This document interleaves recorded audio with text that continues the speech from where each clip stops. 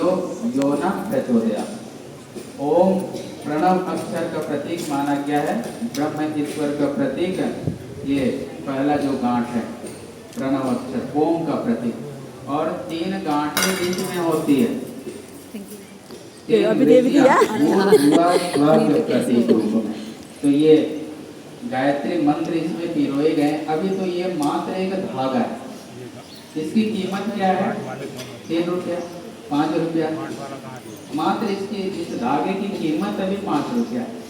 इसमें प्राण प्रतिष्ठा की जाएंगे, इसमें प्राण आवाहन किए जाएंगे, इसे कंधे पर स्थापित किया जाएगा गुरु देवता के प्रतीक रूप में, गायत्री माता के प्रतीक रूप में, यज्ञ भगवान के प्रतीक रूप में। इसे कंधे पर जब हम धारण करते, ये फिर धागा नहीं रह जाता, यही फिर ब्रह्म सूत्र बन जाता है। आपके जीवन में ईश्वर से जोड़ने का ये सूत्र ब्रह्म सूत्र का काम करता है, यही ब्रह्म सूत्र। तो ये धागा का महत्व आप समझ गए होंगे। ये कोई साधारण धागा नहीं है, इसके कुछ नियम हैं। इसे धारण करना तो साधारण है, साधारण सा व्रत है, लेकिन इसके नियमों का पालन भी करना है। अगर नियमों का पालन आप कर सकते हैं तो अनंत लाभ आपको मिलेगा। अगर नियमों का पालन नहीं करेंगे तो धागा फिर से धागा बन जाता है। तो इसके क्या क्या नियम है, तो नियम पहले जान लें। पहला नियम, जब भी शौच आदि के लिए जा रहे हैं तो बाएं कंधे से निकाल करके जनेऊ को इसको 3 बार कान में लपेटा जाता है, कमर से ऊपर आ जाता है। फिर वापस हाथ पैर धुल करके इसको अंदर कर सकते हैं। वैसे स्नान का क्रम होता है, लेकिन स्नान की इतनी सुविधा कहाँ मिलती है, तो इसलिए कम से कम पवित्रता का ध्यान, कान में 3 बार लपेट करके वापस हाथ पैर धुल करके इसको अंदर रख लीजिए। और दूसरा नियम, इसे गायत्री की प्रतिमा रूप में कंधे पर धारण किया जाता है। साक्षात गायत्री माता को कंधे पे स्थापित आप कर रहे हैं, तो गायत्री माता की पूजा प्रतिष्ठा के लिए कम से कम ये माला का जप एक माला कम से कम जरूर करें।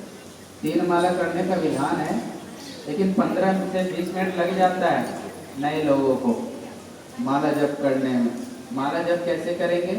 3 अंगुली से, मध्यम अनामिका अंगुष्ठ के सहारे, अनामिका और अंगुष्ठ के अगर भाग को मिलाएंगे, ये सुमेरु है, यहाँ से गायत्री मंत्र जपा जाता है। एक बार गायत्री मंत्र बोलेंगे, ओम भूर्भुवस्सुः तत्सवितुर्वरेण्यं भर्गो देवस्य धीमहि धियो यो न प्रचोदयात्। एक दाना खिसकाना है। एक बार गायत्री मंत्र बोलेंगे, एक दाना खिसकाना है। तो फिर जब वापस यहाँ पे आ जाएंगे आप, तो अगर दूसरा माला का जप करना है तो इसको लांघा नहीं जाता, इसको पलट सकते हैं आप। पलट लीजिएगा साधारण जैसे भी सुविधा हो, और गायत्री मंत्र का जप ये करने का तरीका है।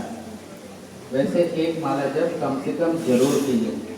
सुबह समय ना मिले, व्यस्तता जॉब आदि करते, तो जब भी आपको समय मिले सुबह कर लीजिए, या फिर दोपहर में ड्यूटी करके आ रहे हैं स्नान करके आप कर लें, या फिर अति आवश्यक इमरजेंसी वर्क में आप पढ़े हैं तो जब खाली स्थान में बैठे हों, पवित्र हो, निर्मल हो, तो आप मानसिक जप कर लीजिए। भगवान का जप, मंत्र का जप कब नहीं करना चाहिए? जब हम अपवित्र हों, नशा ग्रहण कर रहे हैं, गुटखा खा रहे हैं, तो इस समय में भगवान का नाम भी नहीं लेना चाहिए। भगवान से जुड़ने का पहला शर्त है पवित्रता। पहले हम अपने आप को पवित्र बनाएं, निर्मल बनाएं, तभी हम भगवान के पास जा सकते हैं, उनका संरक्षण प्राप्त कर सकते हैं। तो ये माला जप करने का नियम है। और इसके तीसरा नियम क्या है इसका? इसे कभी भी कंठ से बाहर नहीं निकालते। कई लोग अंत्येष्टि संस्कार के लिए जाते तो जनेऊ धागा को घर में निकाल करके चले जाते, ये गलत है, ये नियम के विरुद्ध है। तो इसको कंधे पर सदैव धारण रखना है।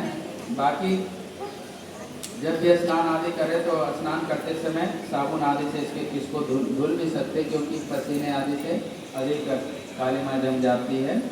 और पुराना आदि अगर हो गया हो 2-3 महीने बाद, इसको आप चेंज भी कर लीजिएगा। अधिक पुराना जनेऊ नहीं धारण करना चाहिए, उलझा हुआ जनेऊ धागा नहीं धारण करना चाहिए। कोई धागा अगर टूट जाए तो इसको परिवर्तन किया जाता है। 5वां नियम, जन्म मरण सूतक काल में इसका परिवर्तन किया जाता है, या फिर शमशान घाट गए हो तो वहाँ जाने के बाद, स्नान करने के बाद वापस आकर के परिवर्तन करना है। और छठा नियम क्या है? इसमें चाबी आदि का गांठ नहीं बांधना है। तो ये 6 नियम आप पालन कर सकते थे सर। यज्ञोपवीत को धारण करने योग्य हैं, ब्रह्मसूत्र का वरण करने योग्य हैं। तो आइए, आप लोग में से किसी के साथ ऐसी परिस्थितियां तो नहीं है कि हम नियमों का पालन नहीं कर सकते, सब कर सकते हैं। बहुत बढ़िया, बोलिए यज्ञ भगवान की। अब इसके कुछ कर्मकांड हैं। पहला क्रम होता है मेघ